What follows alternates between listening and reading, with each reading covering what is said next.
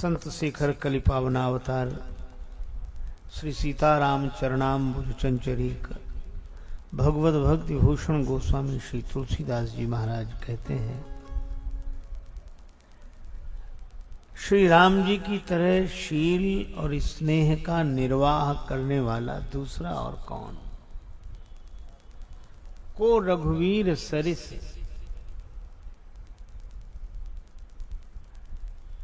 और वैसे ही जैसे कृपा सिंधु श्री राम हैं, वैसे ही शील सिंधु श्री भरत है। श्री राम और भरत जी का मिलन हुआ,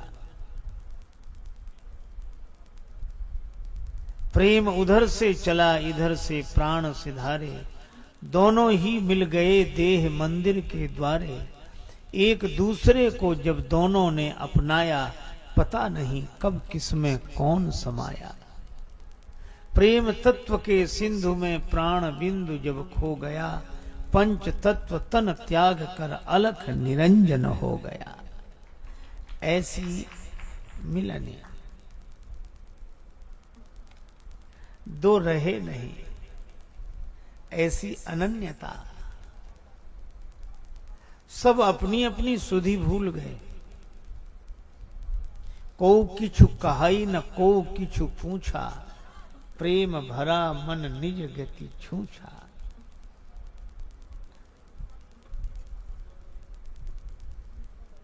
श्री राम जी से मिलने के बाद जब श्री भरत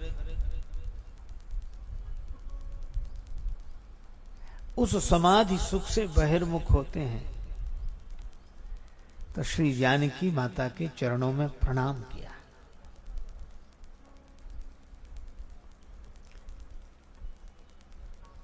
प्रणाम तो बहुतों ने बहुतों को किया होगा, किंतु ऐसा ना तो कोई प्रणम्य होगा और ना कोई प्रणाम करने वाला। जनक नरेंद्र नंदनी श्री जानकी जी के चरण वे चरण हैं जिन्होंने लंकापति रावण के वैभव पर ठोकर लगा दी। मंदोदरी तभी तो कहती है, मैंने जो सहा है अपमान आज बाटिका में, शायद वह सहा हो कभी किसी और नारी ने। मैथिली को प्राप्त करने के लिए मुझको ही दांव पे लगाया, पति मेरे दुराचारी ने।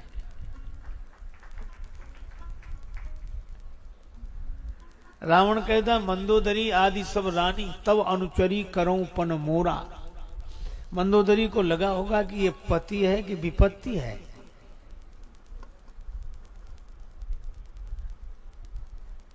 किंतु जानकी ने एक बार भी निहारा नहीं, यत्न तो अनेक किए काम के पुजारी ने। सीता की ऋणी हूं मैं, राजेश नहीं रावण की, मेरी तो बचाई लाज जनक दुलारी ने। श्री सीता जी ने रावण के वैभव पर ठोकर लगा दी। तृण धरी ओट कहत वैभव, तृण तेरा वैभव मेरे लिए तृणवत तुच्छ है। सुमिरत राम ही तजई जन तृण सम विषय विलास।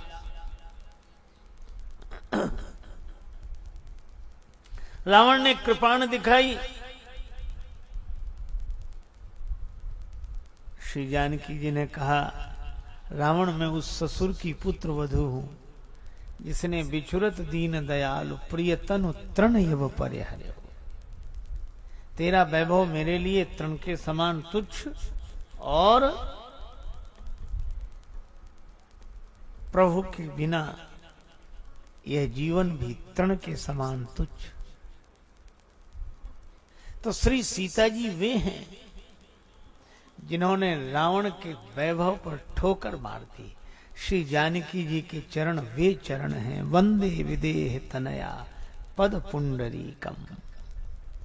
ऐसी श्री जानकी जी के श्री चरणों की वंदना की गई। ऐसे चरण कहीं नहीं मिलेंगे। लेकिन दूसरी ओर विचार करें, प्रणम्य तो हैं ऐसे चरण, और प्रणाम करने वाला है कौन? श्री भरत। भरत जी का भव्य भाल। अगर ऐसे चरण कहीं नहीं मिलेंगे तो ऐसा भाल भी कहीं नहीं मिलेगा। श्री जानकी जी के चरणों ने रावण के वैभव को ठुकराया, तो श्री भरत जी के भाल ने अयोध्या के राज्य मुकुट को ठुकराया। ऐसे अद्वितीय है, न ऐसे चरण न ऐसा भाल। श्री भरत प्रणाम करते हैं। सीता चरण भरत सिर नावा, सीता चरण भरत सिर नावा, सीता चरण भरत सिर भरत चरण भरत, सीता सीता चरण भरत सिर नावा, सीता चरण भरत। श्री सीता जी के चरणों में श्री भरत जी ने प्रणाम किया। सीता जी कुछ कहकर आशीर्वाद देना चाहती हैं,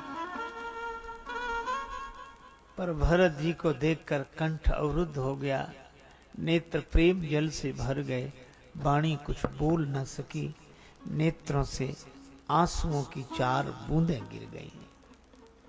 श्री भरत जी सिर झुकाए, श्री जानकी जी के चरणों में पड़े, आंसुओं की बूंद पीठ पर पड़ी, सिर उठाया, सजल विलोचन श्री जानकी जी को देखकर भरत जी निश्चिंत हो गए। सब विधि सानुकूल लखी सीता, भे निशोच उर अप डर बीता। जानकी माता प्रसन्न है तो फिर अब कोई डर नहीं। माता प्रसन्न हो तो पिता तो प्रसन्न हो ही जाते हैं। श्री लक्ष्मण जी भरत जी को प्रणाम करते हैं, भरत जी उठाकर हृदय से लगा लेते हैं। लक्ष्मण जी ने कहा, भैया मुझसे भूल हुई। नहीं नहीं लक्ष्मण, तुम ऐसा मत सोचो। शत्रुघ्न जी श्री जानकी माता को प्रणाम करते हैं, श्री राम भैया को प्रणाम करते हैं और श्री जी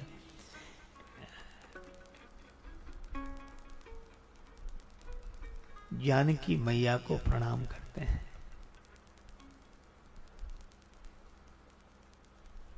सभी मिल गए और ऐसी प्रेम ने दशा कर दी कि कोई कुछ नहीं बोल रहा। प्रेम भरा मन निज गति छूछा,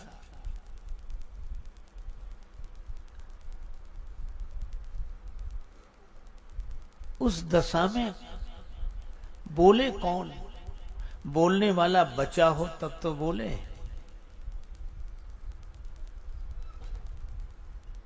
पर उस समय श्री निखादराज बोले।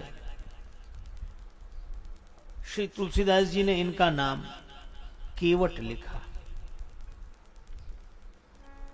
ते अवसर केवट धीरज धरे, ते अवसर केवट धीरज धरे, ते अवसर केवट धीरज धरे, ते अवसर, ते अवसर धीरज धरे, ते अवसर केवट धैर्य रख के बोले। और उन्होंने कहा, नाथ साथ मुनि नाथ के। गुरुदेव आए हैं, अयोध्या का संपूर्ण समाज आया है। सभी ने कहा, केवट हम सब लोग प्रेम रस में डूब रहे थे, तुम क्यों बोले? केवट ने कहा कि मैं इसीलिए बोला क्योंकि जब सब डूब रहे हों तब भी केवट नहीं बोलेगा तो कब बोलेगा?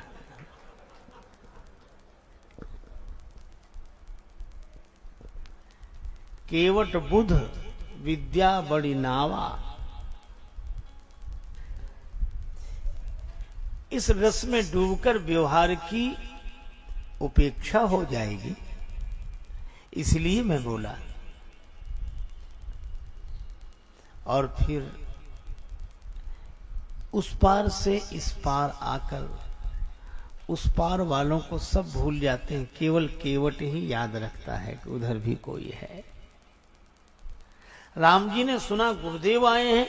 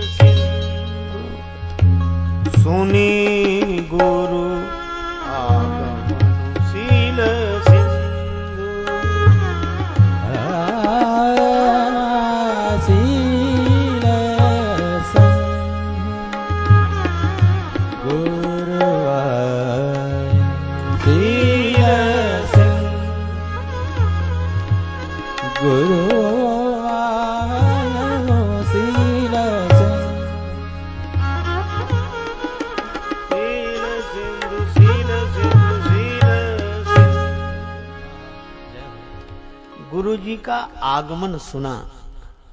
किसने? शील सिंधु श्री राम जी ने। और को रघुवीर सरिस संसारा, शील स्नेह निवाहन हारा।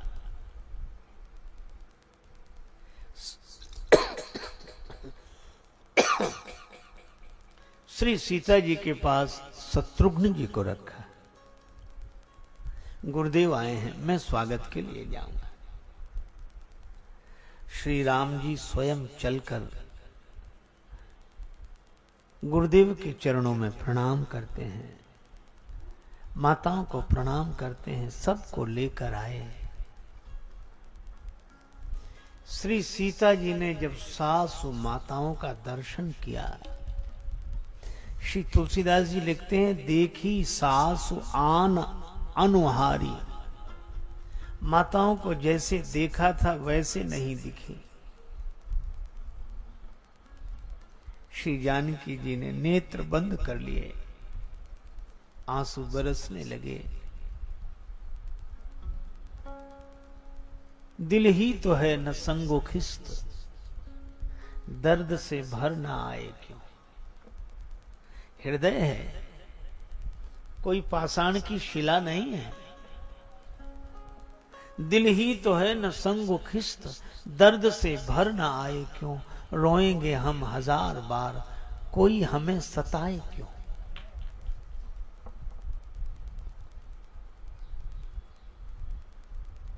ऐसे अवसर पर हृदय दृढ़ रह सके तो एकमात्र उपाय है ब्रह्म चिंतन, वेदांत चिंतन, परमार्थ तत्व का चिंतन। गुरुदेव ने वही किया। कहे जग गति माइक मुनि ना था। यह जगत की गति ऐसी ही है। सुख पाता रहा जो सदा जग में, उसे आखिर में दुख पाना पड़ा। पछताया नहीं जो कभी भी कहीं, उसे अंत समय पछताना पड़ा। कोई फूल न बाग में ऐसा खिला, खिलके न जिसे मुरझाना पड़ा। विधि का यह अटल विधान रहा, जिसे आना पड़ा उसे जाना पड़ा। नियम है।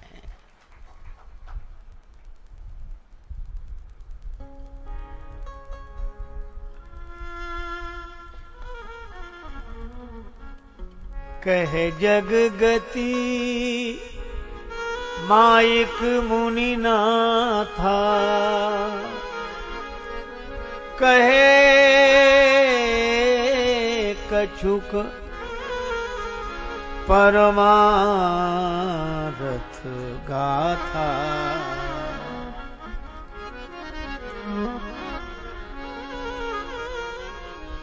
संसार की गति का वर्णन किया। मन सोच तनिक तेरा अपना, संसार रहेगा कितने दिन, आती जाती इस श्वासा का व्यापार रहेगा कितने दिन। जो कल थे संग वो आज नहीं, जो आज है संग कल होंगे नहीं। मिल मिल के बिछुड़ने वालों का फिर प्यार रहेगा कितने दिन। संसार का स्वरूप ही ऐसा है।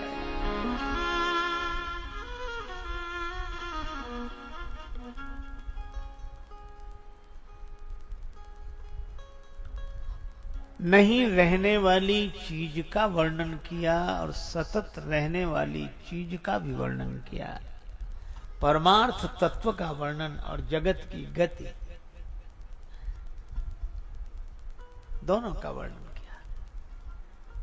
और यह पूर्व भूमिका में कहा गया। उसके बाद नृपकर सुरपुर गवन सुनावा। फिर महाराज श्री दशरथ के देहावसान का समाचार सुनाया, जिसे सुनकर सुनि रघुनाथ दुसह दुख पावा। श्री राम जी अत्यंत दुखी हुए।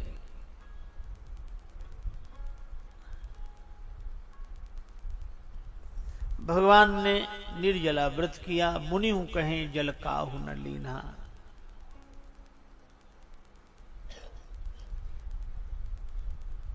उसके बाद गुरुदेव ने जो आज्ञा दी श्री राम जी वही करते हैं। शुद्ध भये दुई वासर बीते। शुद्ध होने के 2 दिन बाद ही गुरुदेव ने कहा राम जी ने कहा गुरु जी, सबके साथ आप भी वन में कष्ट उठा रहे हैं।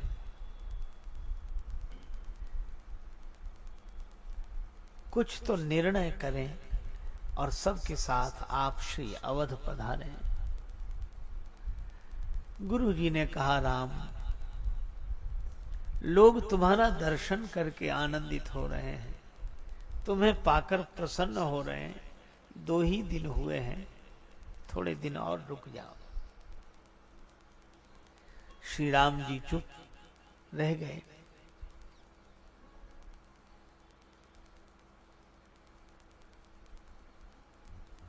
एक दिन सभा लगी भी। भरत जी अत्यंत व्यथित हैं और श्री राम कह रहे हैं, भरत तुम्हारे जैसा कोई पुण्यात्मा नहीं है। तीनों कालों में, तीनों लोकों में,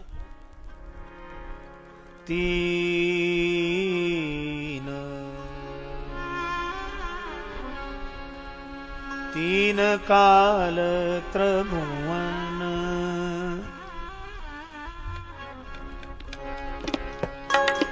तीन काल मत मोरे, तीन काल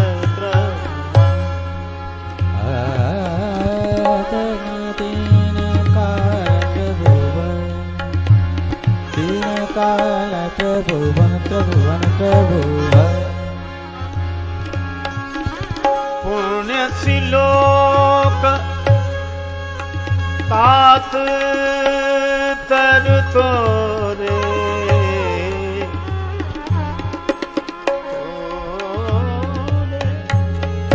तोरे तोरे तोरे तोरे तीन काल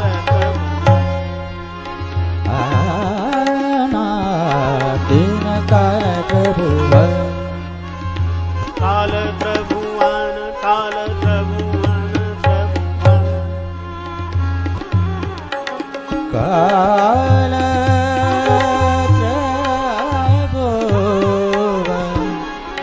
काल प्रभु है।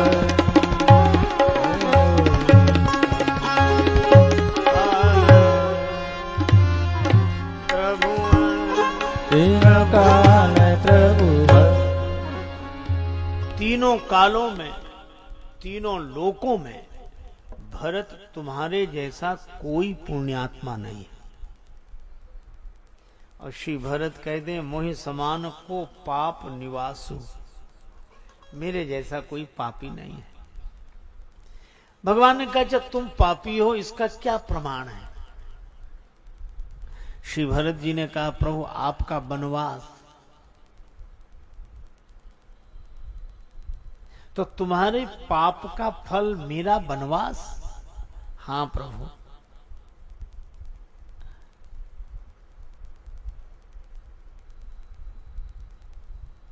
पर भगवान श्री राम जी ने कहा कि मैं जब वन में आया तो महात्माओं का दर्शन हुआ। अच्छा तो यह बताओ महात्माओं का दर्शन पुण्य से होता है कि पाप से? कहा तो गया है पुण्य पुंज बिनु मिलहि की संता। तो मैंने तो यही कहा मौका दर्श तुम्हार प्रभु सब मम पुण्य प्रभाव। आपका दर्शन हो जाना यह मेरे पुण्य का फल है, और तुम कहते हो कि तुम्हारे पाप का फल है कि मुझे वन मिला। तो एक बात तो तय है भरत, क्या जो काम मेरे पुण्य से हुआ वही काम तुम्हारे पाप से हो गया? जो काम मेरे पुण्य से हुआ वही काम तुम्हारे पाप से हो गया। तो भरत जिसका पाप इतना महान हो कि मेरे पुण्य की बराबरी करे, उसका पुण्य कितना महान होगा। इसलिए भरत तुम्हारे जैसा कोई पुण्यात्मा नहीं है।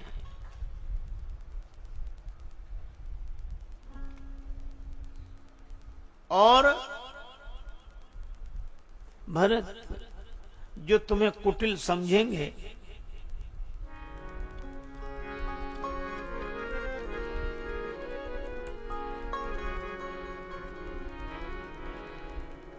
और आनत तुम पर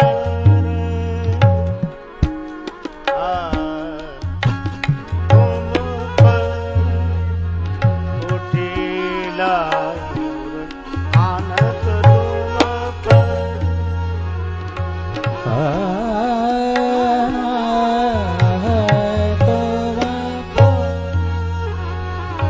कुटिलाई लोक जाई परलोक नसाई, आनत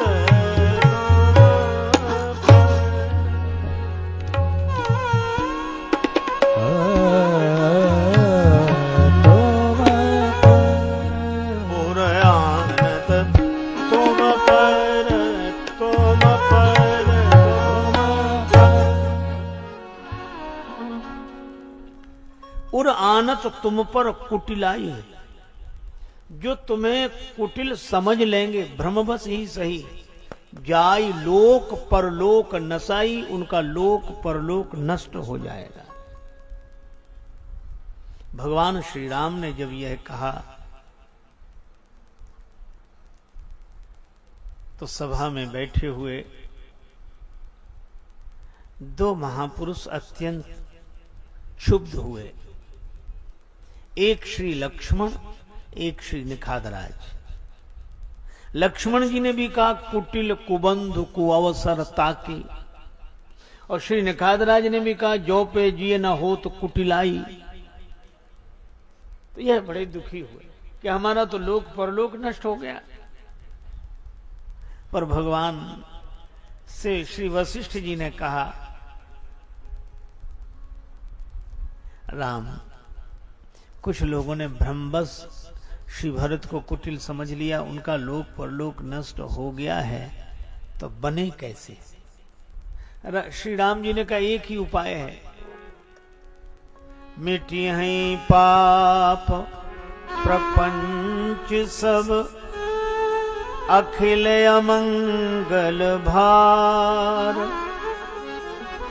लोक सुजस परलोक सुख सुमिरत नाम तुम्हारा। श्री भरत, जो तुम्हारा नाम लेंगे उन्हें लोक में सुयश मिलेगा, परलोक में सुख मिलेगा।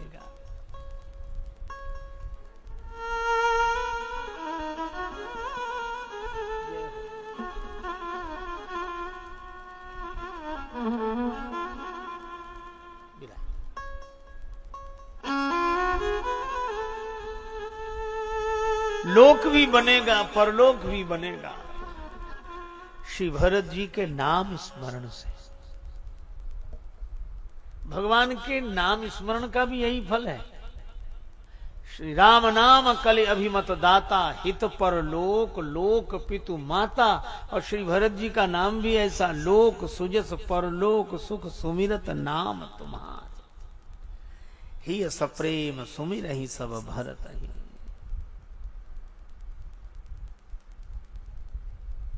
किसी ने समाचार दिया महाराज श्री जनक आए हैं।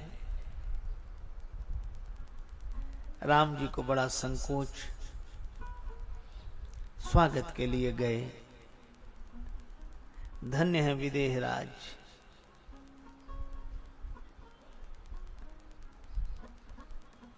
कामदगिरी का दर्शन करते हैं, श्री चित्रकूट धाम का दर्शन करते हैं, पुलकित होते हैं।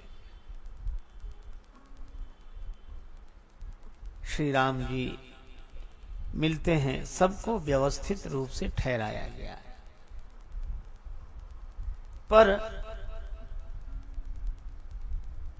राम जी की मैया कौशल्या जी, सुमित्रा जी आदि माताओं को अवकाश है, ऐसा सुनकर श्री जनक राज जी की भार्या माता सुनैना जी का आगमन हुआ। श्री तुलसीदास जी कहते हैं, सावधान सुनी सब सिय सास। सावधान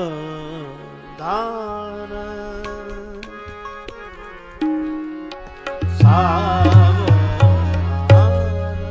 सब सुनी सिय सास।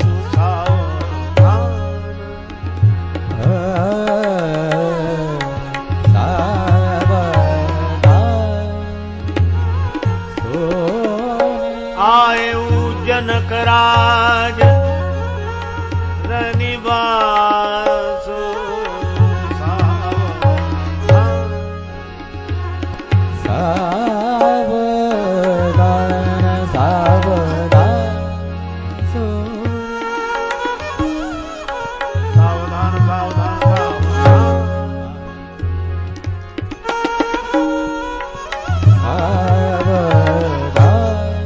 सब सुनी सिय सासु सावधान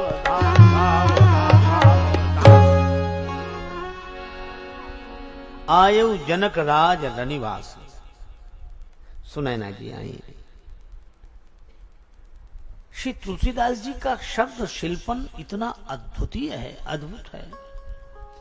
सुनैना जी कौशल्या जी को प्रणाम कर रही हैं तो श्री तुलसीदास जी कहते हैं, जनक प्रिया गहि पाय पुनीता। यह श्री जनक जी की प्रिया है। जनक जी की भार्या सुनैना जी ने श्री कौशल्या जी को प्रणाम किया। जनक प्रिया गहि पाय पुनीता, प्रणाम हुआ। लेकिन जैसे ही श्री जानकी जी की ओर देखा तो अब जनक प्रिया नहीं बोल रही हैं। सीय मातु कहे विधि बुद्धि बाकी, जो पै फेन फोर पवि टांकी। अब यह श्री सीता जी की माता जी बोल रही हैं। वे कहती हैं कि विधाता की बुद्धि बड़ी टेढ़ी है। जिसने दूध का फेन तोड़ने के लिए वज्र की टांकी का प्रयोग किया, बड़ी अद्भुत उपमा है।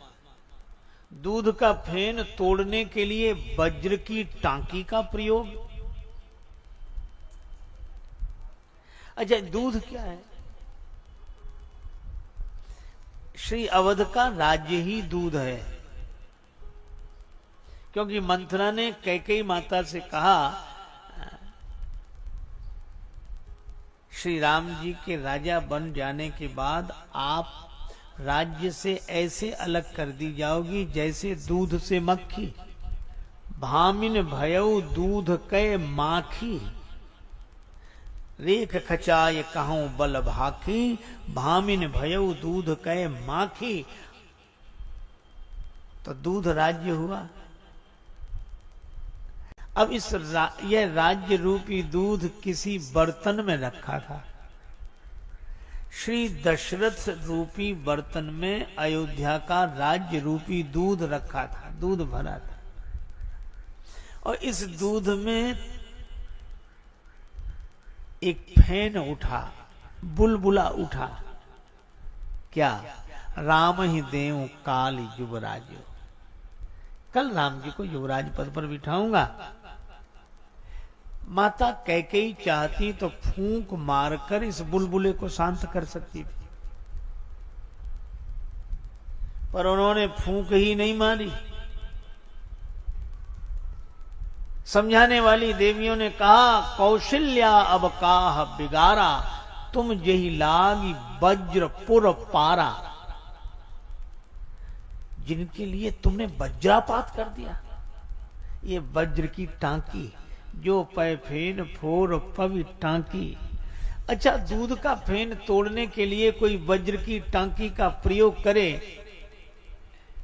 तो स्पष्ट है वह फेन तो टूटता ही है, पर दूध जिस बर्तन में रखा होता है वह बर्तन भी टूट जाता है। महाराज दशरथ का देहावसान होना। अच्छा, बर्तन से बाहर निकलकर दूध फैल जाए तो उस फैले हुए दूध को कोई स्वीकार नहीं करता। श्री राम भी कहते हैं, भरत प्राण प्रिय पावही राजू, और भरत जी भी कहते हैं, संपत्ति सब रघुपति के आही। न राम जी स्वीकार करते हैं न भरत जी स्वीकार करते हैं। तो यह विवेक निधि बल्लभा सुनैना जी ने कितनी सुंदर बात एक वाक्य में कह दी। सीय मातु कहे विधि बुद्धि बाकी, जो पय फेन फोर पवि टांकी।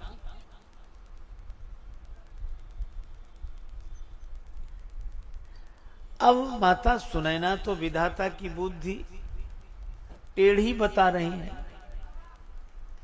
पर देवी सुमित्रा जी ने कहा,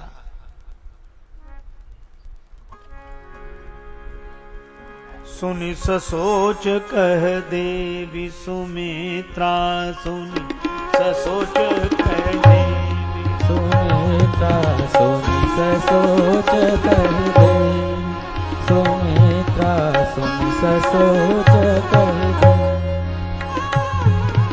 देवी सुमित्रा, विधि गति बड़ विपरीत विचेता कहती। सुनि ससोच कह देवी सुमित्रा, सुनि ससोच कह देवी ससोच कह दे, ससोच कह दे।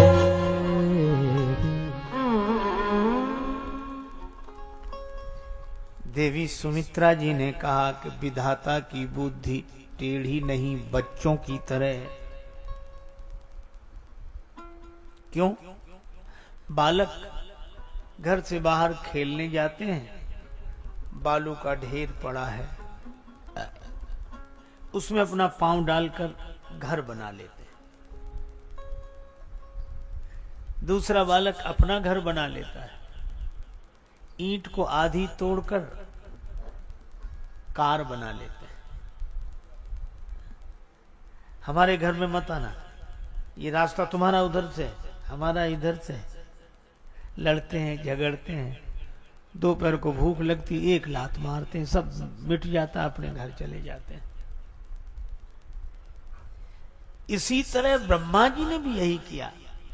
जो सृज पालई हरई बहोरी, दुनिया का सृजन करना, पालन करना और फिर नष्ट कर देना, ये बच्चों की तरह खेल नहीं है क्या?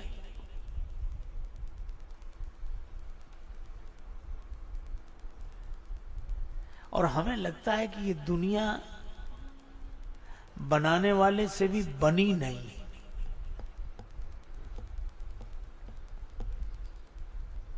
अच्छा, आप कुर्ता सिलवाएं और सही सिल जाए तो उधेड़ना नहीं पड़ता, और गलत सिलाओ तो कहती इसको उधेड़ कर दोबारा सियन लगाओ। दुनिया बनाने वाला आज तक उधेड़ बुन में पड़ा है। ये दुनिया सही बन ही नहीं पाती, इसलिए फिर उसे उधेड़ करनी पड़ती है। मिटा मिटा के बनाता है कि शायद अब बन जाए, शायद अब बन जाए, अब बन जाए। अच्छा, लेकिन एक अद्भुत बात है, ये जो सुमित्रा जी ने कहा जो सृज पालई हरई बहोरी, तो ब्रह्मा जी का काम तो केवल सृष्टि का सृजन है, पालन तो भगवान विष्णु का है और संहार भगवान शंकर का। फिर श्री ब्रह्मा जी के ही माथे ये तीनों बातें क्यों मढ़ दी गई, जो सृज पालई हरई बहोरी? अरे भाई, यह सृष्टि की बात नहीं कही जा रही, अयोध्या में जो कुछ घटा उसकी बात कही जा रही। कि अगर राम जी का राज्य नहीं होने देना था तो दशरथ जी के मन में राम जी को राज्य देने की भावना का सृजन क्यों किया? अच्छा, फिर पालन कराया। पूरी प्रजा भी चाहती है जियो जगतपति बरस करोरी, जग मंगल भल काज विचारा। सभी चाहते हैं, तो जो सृज पालई, और फिर एक ऐसी समस्या उत्पन्न कर दी कि हरई बहोरी, उसको नष्ट भी करा दिया। ये बच्चों जैसी बुद्धि है, घर बनाना, लड़ना झगड़ना, एक स्वयं लात मार के तोड़ देना। बाल केली सम विधि मति भोरी, विधाता की बुद्धि टेढ़ी नहीं भोली है। अब सुनैना जी कहती हैं विधाता की बुद्धि टेढ़ी, सुमित्रा जी कहती हैं विधाता की बुद्धि भोली, बच्चों की तरह। पर धन्य है माता कौशल्या। माता कौशल्या बोली, कौशल्या कह दोष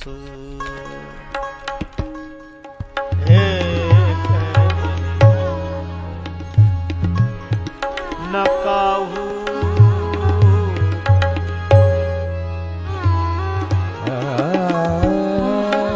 कौशल्या कह दो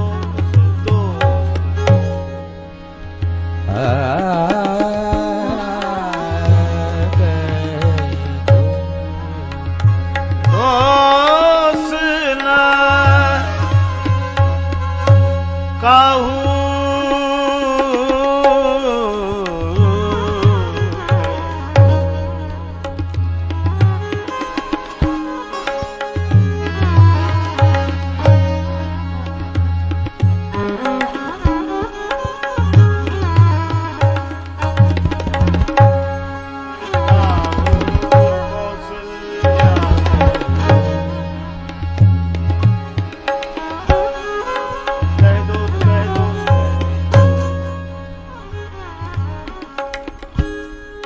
कर्म विवश दुख सुख क्षति लाहू, कौशल्या कह, कौशल्या कह, कौशल्या कह। कौशल्या जी कहती किसी का दोष नहीं, कर्म विवश दुख सुख क्षति लाहू। ये हानि लाभ दुख सुख ये सब कर्म के अधीन है।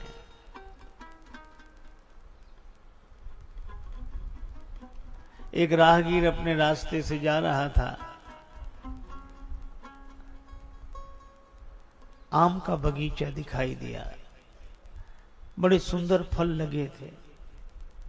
राहगीर ने इधर उधर देखा, बगीचे का माली तो नहीं दिखा, सोचा एकांत है, चला गया। अब फल देखा आंख ने, पर आंख वृक्ष के पास चलकर जा नहीं सकती, गए पांव।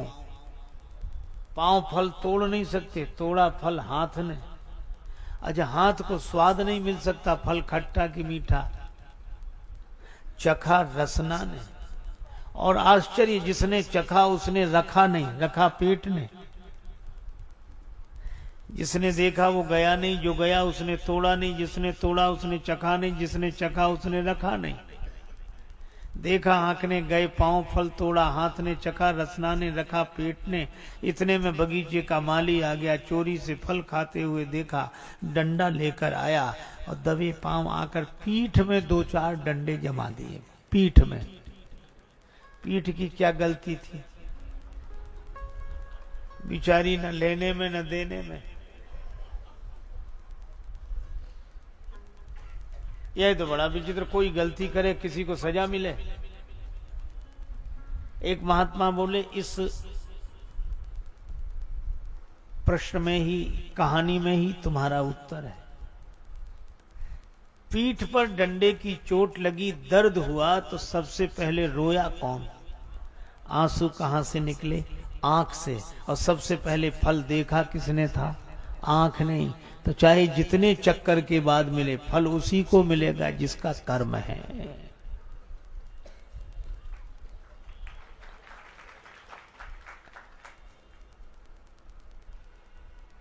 मैं कहता हूं आपके पास 1000 गौएं हों, 1000 गौ माताएं, और सब मिला दी जाएं, फिर आपको पहचानना मुश्किल होगा कि हमारी गौ माता कहां है। 1000 गाय अंदाज से ढूंढते फिरोगे। और मैं कहता हूं आप ऐसे सोचें कि 1000 गौओं को पहचानना हो, आप बछड़े को छोड़ दो। बछड़ा उन 1000 गौओं में अपनी मां के पास पहुंच जाएगा। तो जैसे 1000 गौओं में भी बछड़ा अपनी मां को पहचानता है, इसी तरह प्राणी का प्रारब्ध रूपी बछड़ा भोगने वाले को पहचानता है कि यह है, यह है, यह है। इसी को आदमी गैया की तरह है, गौ की तरह, और इसका प्रारब्ध बछड़े की तरह यह पहचानता है। अवश्य में वो भोक्तव्यम कृतम कर्म शुभाशुभम। इसलिए किसी का दोष नहीं है, यह सब कर्म के अधीन है। अपना प्रारब्ध जैसा जहां से, वैसे परिणाम मिलते वहां से। जैसे परिणाम मिलते जहां से, जैसे मिलते जहां से। अपना प्रारब्ध जैसा जहां से, वैसे परिणाम मिलते वहां से। वैसे परिणाम मिलते वहां से, वैसे परिणाम मिलते वहां से। ओ वैसे परिणाम मिलते वहां से। मीठे फल अब लगेंगे कहां से?